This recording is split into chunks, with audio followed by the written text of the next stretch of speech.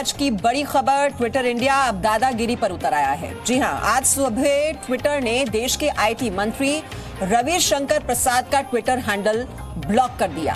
1 घंटे के लिए इसे ब्लॉक करके रखा गया। खुद रविशंकर प्रसाद ने इसकी जानकारी दी है। उन्होंने कू पर इस घटना की जानकारी देते हुए कहा कि ट्विटर की ओर से दिए गए जवाब को साझा किया है। रविशंकर प्रसाद को ट्विटर ने बताया है कि अगर आगे भी उनके अकाउंट के खिलाफ शिकायत मिलती है तो आगे भी अकाउंट ब्लॉक हो सकता है। तो रविशंकर प्रसाद का ये ट्विटर हैंडल 1 घंटे के लिए ब्लॉक करके रखा गया और इसकी जानकारी खुद रविशंकर प्रसाद ने कू के जरिए दी। और ये भी उन्होंने बताया है कि ट्विटर ने ये कहा है कि अगर आगे भी कानूनों का पालन नहीं किया गया, गाइडलाइंस का पालन नहीं किया गया, तो आगे भी उनके अकाउंट को ब्लॉक किया जा सकता है। तो ये देखिए, ये रूल्स का हवाला दिया गया है और रविशंकर प्रसाद ने बकायदा इसकी जानकारी दी है। ये आप देख रहे हैं, ये स्क्रीनशॉट जो उनकी ओर से दिखाए गए हैं। Your account has been locked, ये जानकारी ट्विटर की ओर से दी गई और इसमें अमेरिकी कानून का हवाला दिया गया है कि उन्होंने कॉपीराइट एक्ट का उल्लंघन किया, इस वजह से उनके ट्विटर अकाउंट को बंद कर दिया गया है। 1 घंटे के लिए उनके ट्विटर अकाउंट को बंद करके रखा गया, बाद में इसे खोल दिया गया और वो जानकारी भी उन्हें दी गई कि अब वो ट्विटर को यूज कर सकते हैं। तो नियमों का हवाला दिया गया, अमेरिकी जो नियम हैं उनका हवाला देकर रविशंकर प्रसाद का ये ट्विटर हैंडल बंद कर दिया गया। कॉपीराइट नियमों को बनाए रखने के लिए प्रतिबद्ध हैं। ट्विटर की ओर से यह जानकारी दी कि इन नियमों का बार बार उल्लंघन करने वाले का अकाउंट सस्पेंड किया जा सकता है। अगर आपको अपना अकाउंट अनलॉक करवाना है तो ट्विटर के कॉपीराइट नियमों की समीक्षा करनी होगी। तो ये ट्विटर की दादागिरी आप देखिए, किस तरह से मनमानी कर रहा है ट्विटर। और आपको याद दिला दें, इस तरह के पहले भी ट्विटर कई बड़ी बड़ी शख्सियतों के बंद कर दिए गए थे, अकाउंट को बंद कर दिया गया था। वेंकैया नायडू, उनका जो पर्सनल ट्विटर हैंडल था उसको भी बंद कर दिया गया था। और भी मोहन भागवत, ऐसे बहुत सी शख्सियतें रही हैं पहले जिनके ट्विटर अकाउंट को बंद किया गया था। और किस तरह से मनमानी पर उतार आया है ट्विटर कि आप सोचिए, आईटी मंत्री रविशंकर प्रसाद का ट्विटर अकाउंट बंद कर दिया जाता है 1 घंटे के लिए। इससे बड़ी हैरानी वाली बात और क्या हो सकती है। हमारे साथ हमारे सहयोगी रविंद्र इस वक्त हैं। रविंद्र, मनमानी देखिए, बौखलाहट देखिए ट्विटर की कि आईटी मंत्री रविशंकर प्रसाद का ही ट्विटर अकाउंट बंद कर दिया गया 1 घंटे के लिए। बिल्कुल मीमांसा, देखिए आज सुबह 1 घंटे के लिए बंद कर दिया गया और प्रयास के बाद जो उसके नियम कानून है उसके बाद ही इसे हैंडल को फिर से शुरू किया गया। लेकिन उसमें दलील क्या दी गई, जो American digital millennium copyright act है उसका उल्लंघन हो रहा है। ये कॉपीराइट एक्ट क्या है कि आपने अपने ट्विटर हैंडल से जिसको आपने इंटरव्यू दिया था उस इंटरव्यू को आपने पोस्ट किया है, ये अमेरिकन कॉपीराइट का उल्लंघन है। हमें ऐसी शिकायत मिली है। लेकिन आप देखिए कि मीमांसा, एक और उदाहरण देता हूं कि 16 जून को डीएनए में जी न्यूज एडिटर सुधीर चौधरी जी के साथ रविशंकर प्रसाद का इंटरव्यू हुआ था, लाइव इंटरव्यू हुआ था। 19 जून को रविशंकर प्रसाद आईटी मिनिस्टर ने अपने ट्विटर हैंडल से उस इंटरव्यू को पोस्ट किया था। उसको क्या कॉपीराइट का उल्लंघन माना जाए? ट्विटर अमेरिकन कॉपीराइट का उल्लंघन मान रहा है, लेकिन भारतीय कानून का उल्लंघन वो एक्सेप्ट नहीं कर रहा है। नए आईटी जो नियम बने हैं, गाइडलाइंस जो अभी काम कर रहा है, उसके 4(8) के अनुसार अगर आप किसी के अकाउंट को सस्पेंड करते हैं तो उसको प्रायर आपको नोटिस भेजना पड़ेगा, उसको रीजन देना पड़ेगा, उससे उसका जवाब आपको लेना पड़ेगा। अगर जवाब दे रहा है तो उससे आप संतुष्ट हैं या नहीं है, इसका रिप्लाई करना पड़ेगा। उसके बाद आप ट्विटर हैंडल को ब्लॉक कर सकते हैं। लेकिन ऐसा आज कुछ भी नहीं हुआ। आईटी मिनिस्टर को एकाएक ये मामला गया कि आपके ट्विटर हैंडल को ब्लॉक किया जा रहा है, लॉक किया जा रहा है। तो आप खुद देखिए कि हमारे देश में अगर कोई इंटरव्यू आईटी मिनिस्टर करते हैं, ट्विटर के खिलाफ ही हो रहा है, उसको पोस्ट किया गया ना, यहाँ के कानून का पालन किया जा रहा है, दलील दी जा रही है अमेरिकन कानून को। रहना यहाँ पर है, काम यहाँ से लेना है, लेकिन अमेरिकन कानून को दलील दी जा रही है। तो ये कहीं ना कहीं साफ तौर पर है कि ट्विटर की ये मनमानी है, क्योंकि वो बौखलाहट में है जो उसके खिलाफ एक्शन लिया है भारत सरकार ने। मीमांसा जी, ये समझ से परे है कि ये डिजिटल मिलेनियम कॉपीराइट एक्ट का उल्लंघन कैसे हुआ। लेकिन अब ये दिखाई दे रहा है रविंद्र कि ये जो मनमानी है ट्विटर की, ये आगे भी जारी रहने वाली है। देखिए, यहाँ भारतीय कानून का तो पालन करने के लिए तैयार नहीं है और अमेरिकी कानून क्या है, अमेरिकी नियम क्या है, उनकी दुहाई दे रहे हैं ये लोग। बिल्कुल मीमांसा, ये केवल आज की बात नहीं है। अब से जो सरकार ने उनको छूट दी थी उसे वापस लिया गया, उनके खिलाफ जो कार्रवाई हुई है आप सबने देखा है। लेकिन उसके बाद स्टैंडिंग कमेटी के पिछले 3-4 दिन पहले बैठक हुई थी, ये ट्विटर को उसमें बुलाया गया था। ट्विटर आया, सभी सदस्यों ने अक्रॉस द पार्टी लाइन, सभी पार्टियों को उसमें सदस्य होते हैं, एक पार्लियामेंट का स्टैंडिंग कमेटी जिसके बहुत पवित्र माना जाता है, उसमें जो हमें जानकारी मिल रही है सूत्रों के अनुसार, सदस्यों ने उनसे पूछा, साफ तौर पूछा कि क्या आप भारत के कानून को मानते हैं, भारत के संविधान को मानते हैं, यहाँ के जो नियम गाइडलाइंस तय होते हैं उसको मानते हैं। ट्विटर का जो प्रतिनिधि था, जो हमें सूत्रों से जानकारी मिल रही है, उसने साफ तौर पर कहा कि ट्विटर अपनी पॉलिसी को एक्सेप्ट करता है, अपनी पॉलिसी उसके लिए सर्वोपरि है। यानी अमेरिकन पॉलिसी, अमेरिकन जो नियम है वो उसके लिए सर्वोपरि है। तो कहीं ना कहीं ट्विटर की मनमानी आज भी, इतने कड़े कदम उठाने के बावजूद, ट्विटर आज भी मानने को तैयार नहीं है कि भारत के कानून उसे सरमाथे पर है, भारत के संविधान उसे एक्सेप्ट है, यहाँ के जो नियम कानून है वो उसको मानने के लिए तैयार है। और इसी का नतीजा है कि आप देखिए कि आईटी मिनिस्टर, जो मदर मिनिस्ट्री है इन सब सोशल जो मीडिया है उनका, उसके मंत्री को ही ट्विटर अकाउंट को ब्लॉक कर देती है ट्विटर इन। तो कहीं ना कहीं ये साफ तौर पर उसकी बौखलाहट भी है, मनमानी भी है। जी, और रविंद्र, ये जिस इंटरव्यू की बात वो बता रहे हैं जो कि अपने ट्विटर हैंडल से पोस्ट किया था रविशंकर प्रसाद ने, जिसमें ट्विटर को लेकर ये पूरी चर्चा हुई थी, अब जी न्यूज पर ये ब्रॉडकास्ट हुआ। उसके बाद उन्होंने अपने ट्विटर हैंडल से, चूंकि वो खुद इस इंटरव्यू का हिस्सा थे, उन्हीं से ये सवाल जवाब किए जा रहे थे, उन्होंने अपने ट्विटर हैंडल से इसे पोस्ट कर दिया। तो यहां पर ये कॉपीराइट एक्ट की बात कहां से आ गई? ये कॉपीराइट तो हमारा बनता है, अगर हम शिकायत करते तो बात समझ में आती थी, तो ये शिकायत की बात कहां से आ गई बीच में?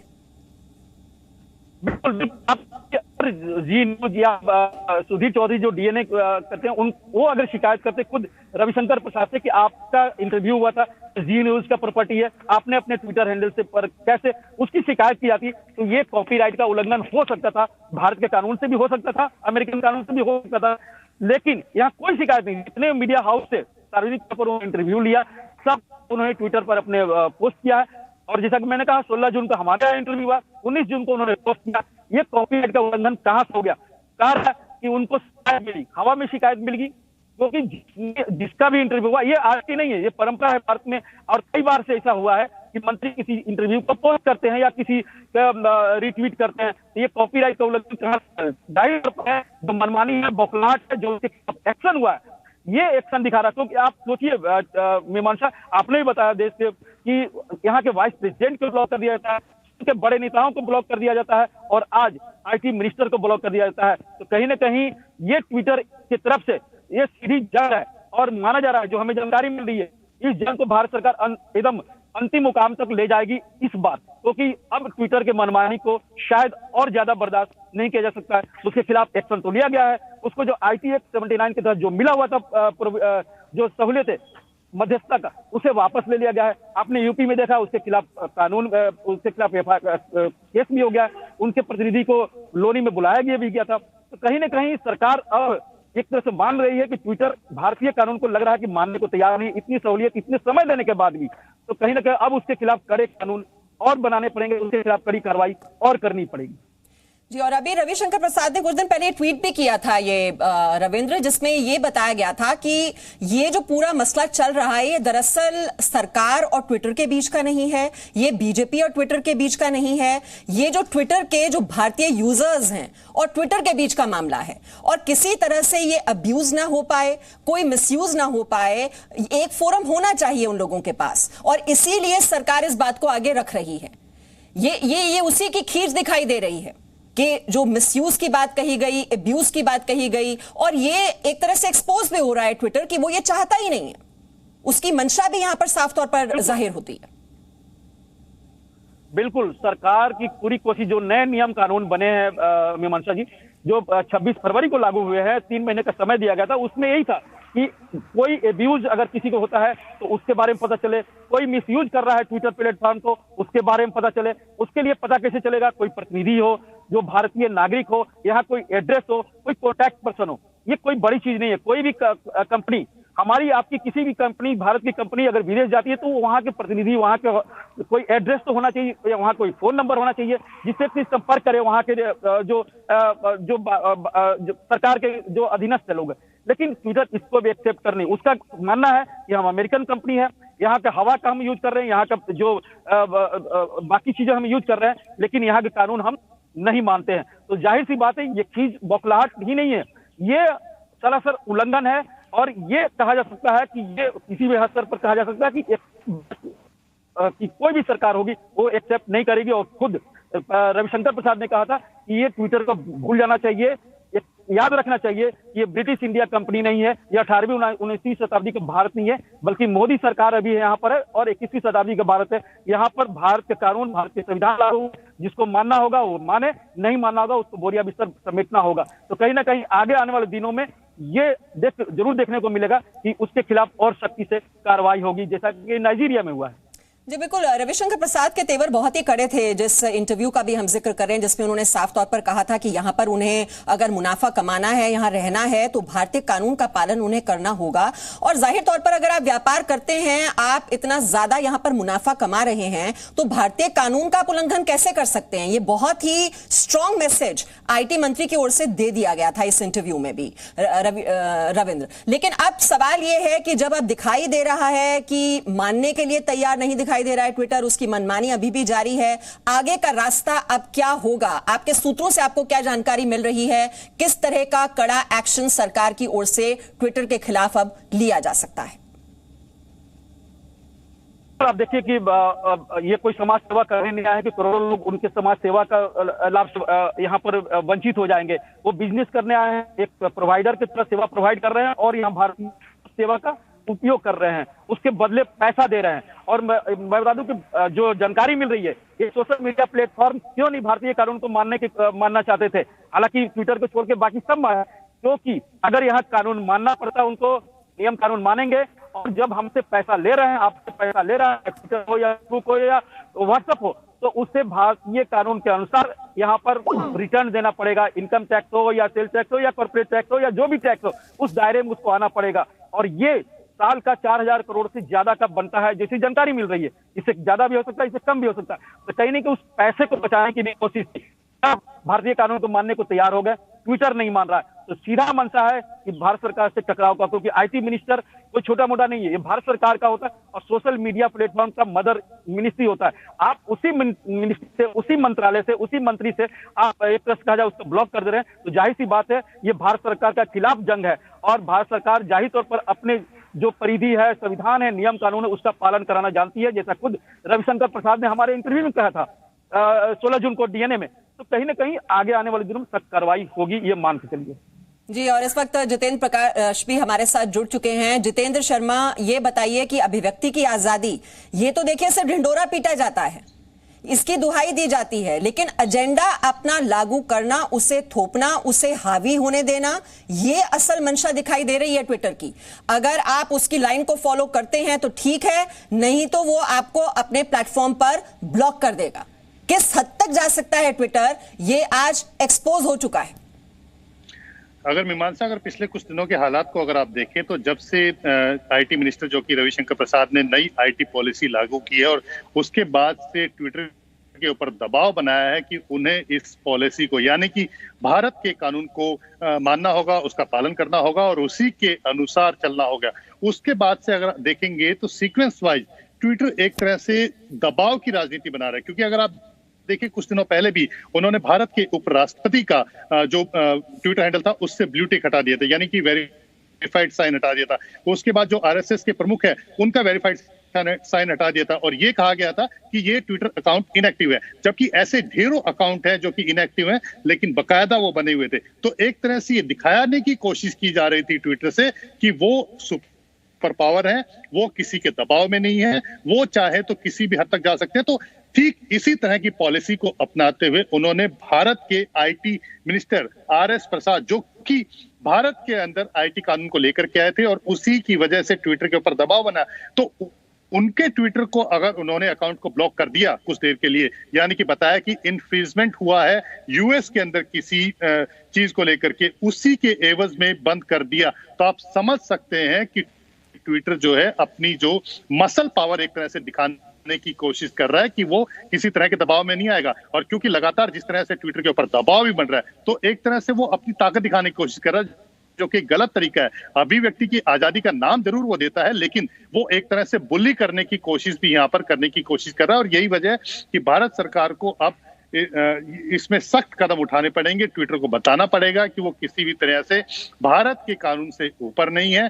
जिस तरह से वो हरकतें कर रहा है वो किसी भी तरीके से मान्य नहीं है। अगर आप देखें ट्विटर के ऊपर इस समय मामले भी दर्ज हो रखे हैं। जिस तरह से पिछले दिनों हमने देखा कि किस तरह से एक फेक न्यूज को फैलाने की कोशिश को लेकर के भी गाजियाबाद पुलिस ने ट्विटर के ऊपर मामला दर्ज किया हुआ है। इससे पहले भी बहुत सारे ऐसे मामले आए हैं। खुद भारत सरकार ने कहा कि जिस तरह से 26 जनवरी पर लाल किले के ऊपर हमला हुआ, उसको लेकर के फेक न्यूज जो फैला रहे हैं, जो गलत तरीके से प्रोपेगेंडा फैला रहे हैं, उनके खिलाफ कार्रवाई की जाए।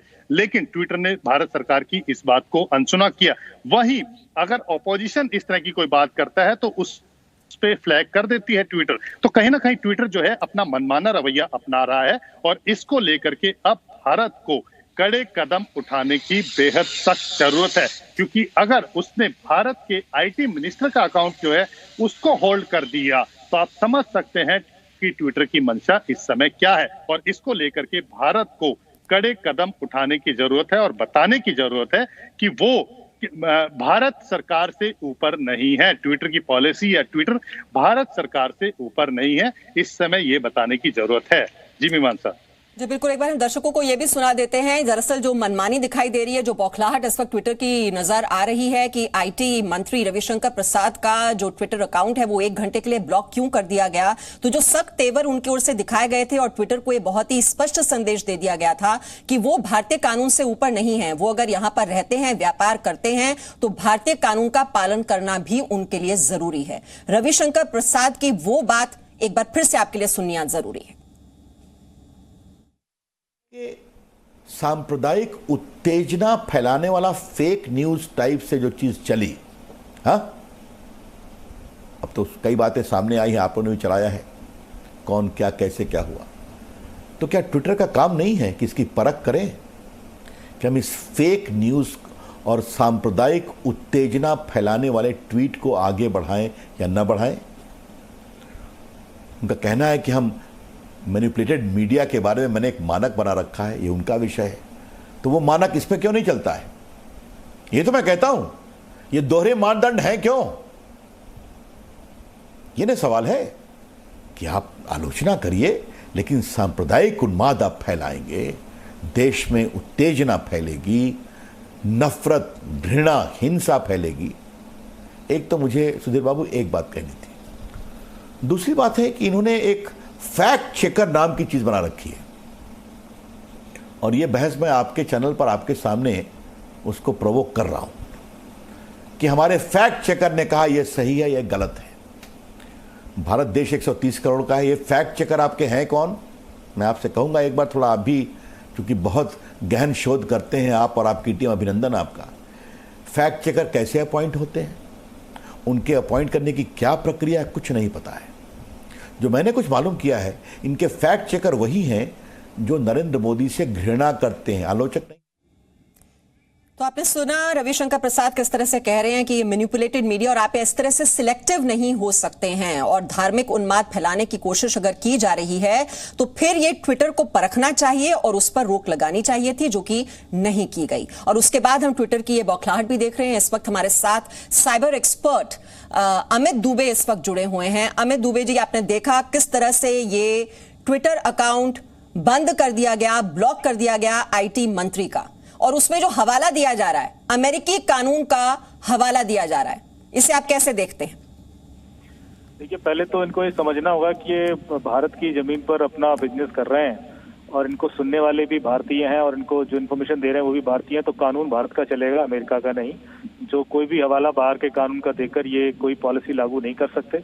और जैसा कि मैंने पहले भी कहा था कि ये पॉलिसी कोई लागू, इनकी कोई पॉलिसी है ही नहीं। ये बिना पॉलिसी के ही अपने मन से काम करते हैं, आंख बंद के डिसीजन लेते हैं। अभी आपको यदि पता होगा कि जब वेरीफाइड अकाउंट का बवाल मचा था तब भी ऐसे कई सारे वेरीफाइड अकाउंट हमें मिले थे। मैं आपको एग्जाम्पल भी दे दूं कि एक फिल्म हुई, जो OTT पे एक वेब सीरीज आई, उसके कैरेक्टर्स के अकाउंट वेरीफाइड हैं। मतलब जो फिल्म में कैरेक्टर है वो वेरीफाइड हो जाता है और यहाँ रियल लोग वेरीफाई नहीं होते। तो इस हद तक इनके डिसीजंस होते हैं। कुछ साल पहले जो सीएम यूपी के हैं उनका किसी ने अकाउंट बना लिया था ट्विटर पर, वो वेरीफाई कर दिया था इन्होंने। तो ये पॉलिसी बेस्ड यदि काम कर रहे होते तो इस तरह की गलतियां नहीं होती। ये बार बार जो हो रहा है ये इनकी मेरे ख्याल से दिल की जो इच्छा है वो बाहर आ रही है। जो सीधे सीधे वो भिड़ना चाहते हैं गवर्नमेंट से, वो मेरे ख्याल से गलत है, क्योंकि एक सिस्टम है और सिस्टम किससे आप नहीं भिड़ सकते। कानूनी प्रक्रिया के तहत ही चीजें होनी चाहिए और इनको समझना चाहिए कि ये पब्लिक के बेनिफिट के लिए है। ये अननेसेसरी उसको इशू बनाकर मेरे ख्याल से एक गलत मैसेज पास ऑन कर रहे हैं इंटरनेशनल जो मीडिया परिसेना है। बिल्कुल, ट्विटर की जो मंशा है ये साफ तौर पर जाहिर हो रही है। इस तरह से आईटी मंत्री का अकाउंट ब्लॉक कर देना, और इससे पहले भी इस तरह की हरकतें कर चुका है।